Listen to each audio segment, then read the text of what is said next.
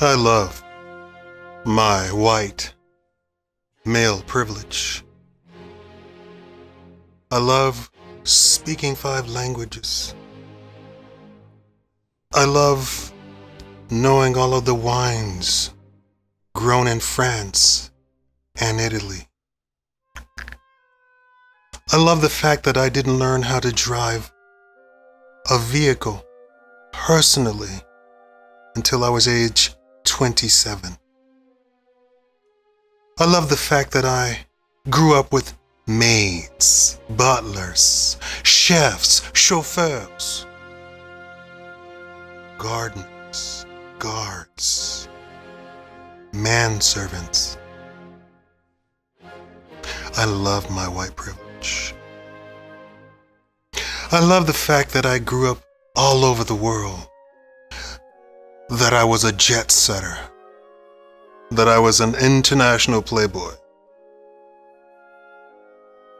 I love that I got out of 5 arranged marriages.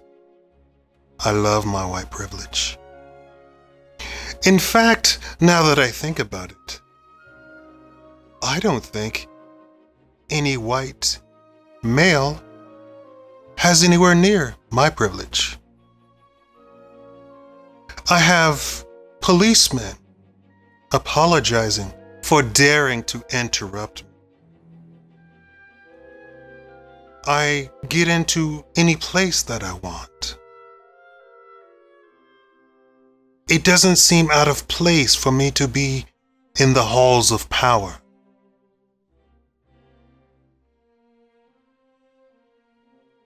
I went to go study languages at the State Department in D.C. I'm often mistaken for a patron of the arts. I'm also called upon to be the patron of the arts. I had a director at the Smithsonian come out of his office and ask was I there to speak to him. No, I was just coming to observe everything. He thought I was maybe a congressman, a new senator. You can never tell. That place is changing all the time. Or maybe I was a Supreme Court page, maybe a clerk over there. Or maybe Bush had me under his wing.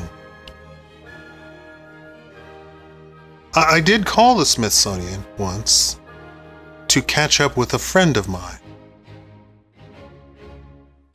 They apologized profusely, passed on my message, and we communicated through the Smithsonian because my friend did not want to be located. He had retired and he did not want to be in public life, if you understand. Now, you may or may not have seen this video by Paul Joseph Watson talking about his white male privilege. As I see it, nearly all of his information is incorrect. Especially when he gets to the part about slavery and such. He's a young man. He's what, 24 or something like that? Something piddly like. He's a young man. Those young men are so incapable of doing good research. He should stick to more videos of his speed. What is it? Music has become dumbed down. I made a video like that recently. Everybody appreciated it. Anyway, he went on to talk about the Arabian slave trade. Did you know slavery is still alive and kicking? Oh, you think it's in the Middle East I'm talking about? Maybe in the Far East. Maybe in the Orient? You think that that's what I'm talking about? What if I told you it was here in the New England? Ooh. I think one of the news channels did a piece on it. These people that everybody's trying to champion, the what do you call them? What's the word for them? Hispanics, Latinos. I don't know what's the word of the day. Yes, they're not just enslaved. They are kept people.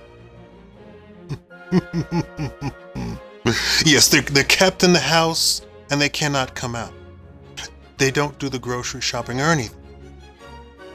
They are enslaved and inside the home. And nobody knows that they're there.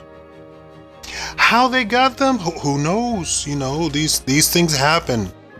They just show up on the doorstep one night, right? Night? Make sure it's at night so nobody sees. Because, you know, in the well-to-do area, nobody goes out walking at night.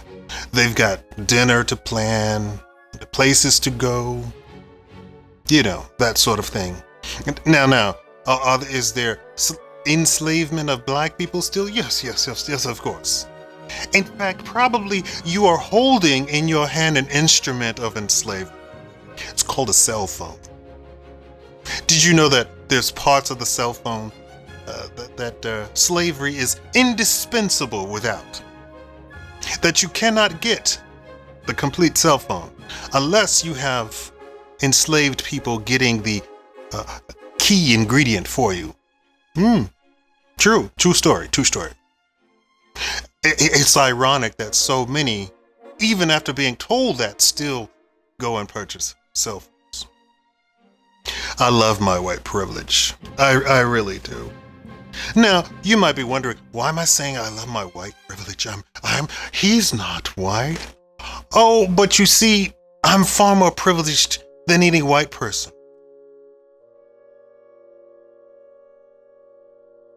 We were in line for the presidency. Admittedly, a couple of people had to die, but we were in the line. Our name was on the list. Isn't that something? Yes, we were that close. As I said, a couple of people had to die, but we were in line. We were there. Our name was on the list. I'm pretty sure I have far more privilege than this Paul Joseph Watson fellow. Yes, it's ironic that he tries to speak about white privilege when in fact he doesn't know what it actually means. It wasn't a term made by white people at all. It was made by black people to mean something very specific. And as is the case of white people who appropriate our culture, they of course completely twisted it, and they just did a cursory reading or cursory definition of what white privilege would mean, because they don't understand the nuances of black culture. Yeah, like high five. Yeah, they don't understand. They don't understand what's going. They don't even understand that they're doing a sort of cultural salute to each other for black independence. I've seen it go so far as for white Klansmen to be wearing FUBU for us, by us, meaning for black people, made by black people. It's quite interesting. It's quite ironic, don't you think? I mean, when the cultural appropriation takes such an ironic turn. Yeah. So anytime you hear a white person say something like, "I love my white privilege," just between me and you, we can snicker to ourselves, okay? We can just think to ourselves, that fool has no idea. So I say to you, I love my white privilege. This will be a secret just between me and you, okay? That Paul Joseph Watson fellow. What a fool. Thank you for watching me. I'll be watching you.